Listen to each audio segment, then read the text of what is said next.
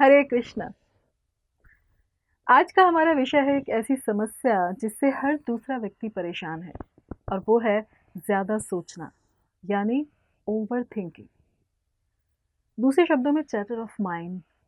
तो ये ज़्यादा सोचना कैसे बंद करें? ये एक ऐसी समस्या है जो आज के समय में विकराल रूप लेती जा रही है। सोचना बुरा नहीं है, बिल्कुल भी नहीं, बल्कि सोचने की क्षमता तो एक वरदान है जो हमें बाकी सब जीवों से अलग करती है। लेकिन हमने उसे अभिशाप बना दिया है। ये एक वरदान है, किंतु हम इसका गलत इस्तेमाल कर रहे हैं और इसलिए ये हमें तकलीफ दे रही है। और इन विचारों में अगर वैज्ञानिक पैटर्न देखें ना, तो ये पता चलेगा कि ज़्यादातर सोचना दिशाहीन होता है, कि हम कहीं भी कुछ भी सोचते चले जाते हैं और ये हमें तकलीफ देता है। इसलिए हम इसे बंद करना चाहते हैं, लेकिन जानते नहीं कि कैसे करें। तो आइए समझने की कोशिश करते हैं। हम लोग अपने इस मन को कभी भूतकाल में ले जाते हैं और कभी भविष्य में पहुंचा देते हैं। कभी भूतकाल की घटनाओं का शोक करने लग जाते हैं, तो कभी भविष्य की चिंता करने लग जाते हैं। लेकिन दोनों का ही परिणाम ये होता है कि हम वर्तमान में खुश नहीं रह पाते। और शास्त्रों ने कहा कि जीवन को वर्तमान में जियो, क्योंकि भूतकाल का शोक करने से कुछ नहीं मिलेगा। नहीं, अगर आपका मन भूतकाल में चला गया तो वर्तमान से हट जाएगा। इसलिए जो भी घटना हुई पास्ट में, उससे शिक्षा सीख अवश्य लें, लेकिन बेवजह चिंतन न करें। तो कोई पूछेगा कि हम इस भूत को यानी भूतकाल की बातों को सोचना छोड़ कैसे सकते हैं? तो उसका उत्तर ये है कि जब हम ये निर्णय लेंगे कि हमें अपना कल्याण करना है, और कल्याण के लिए कष्ट को सहन करना ही पड़ता है। जैसे एक लकड़ी ने सहन किया। वो पहुंची एक मूर्तिकार के पास और उसने कहा कि मुझे सुंदर बना दो। मूर्तिकार ने कहा कि वो तो मेरा काम ही है, लेकिन क्या तुम तैयार हो इसके लिए? ठोका ठाकी शुरू कर दी। अब लकड़ी चिल्लाई, आह, ये क्या करते हो? इतना कष्ट हो रहा है, रुको। मूर्तिकार ने कहा, यदि सुंदर बनना है तो इसको सहन करना ही होगा। लकड़ी ने कहा, ठीक है, लेकिन प्रतिदिन थोड़ा थोड़ा किया करो। मूर्तिकार अपना काम करता रहा।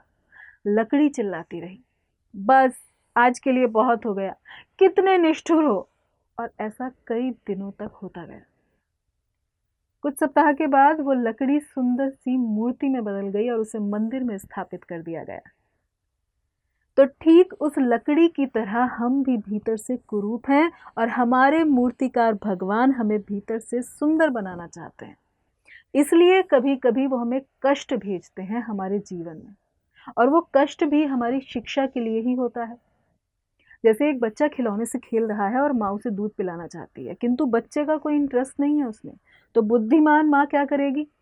बच्चे से झगड़ा करने के बजाय उसका खिलौना छीन लेती है। अब खिलौना छिन जाने पर बच्चे को याद आता है कि अरे, मुझे तो भूख लगी है, मम्मी, अब मम्मी की आवश्यकता है। तो माँ आके उसे दूध पिला देती है।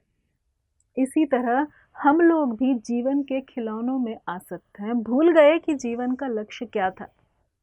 और भगवान ने कभी कोई खिलौना छीन लिया, कोई विपरीत परिस्थिति दे दी, तो फिर उसको छोड़ के उसको अपने आत्म कल्याण का अवसर समझकर हम वर्तमान में ही यदि रहते हैं, तो वही हमारे लिए श्रेष्ठ होता है।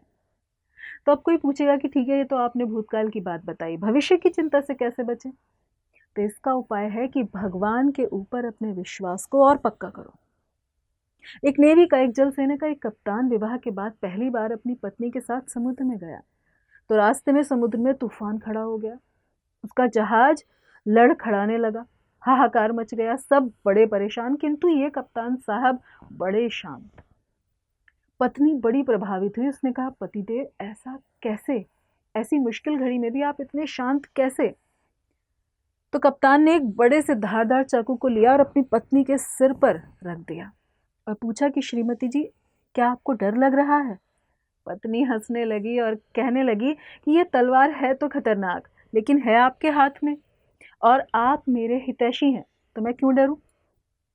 कप्तान ने कहा, इसी तरह से मुझे विश्वास है कि ये जहाज मेरे भगवान के हाथ में है, और वो भगवान मेरे हितैषी हैं, मुझसे प्रेम करते हैं, इसलिए वो जो कुछ भी करेंगे उसी में मेरा हित होगा।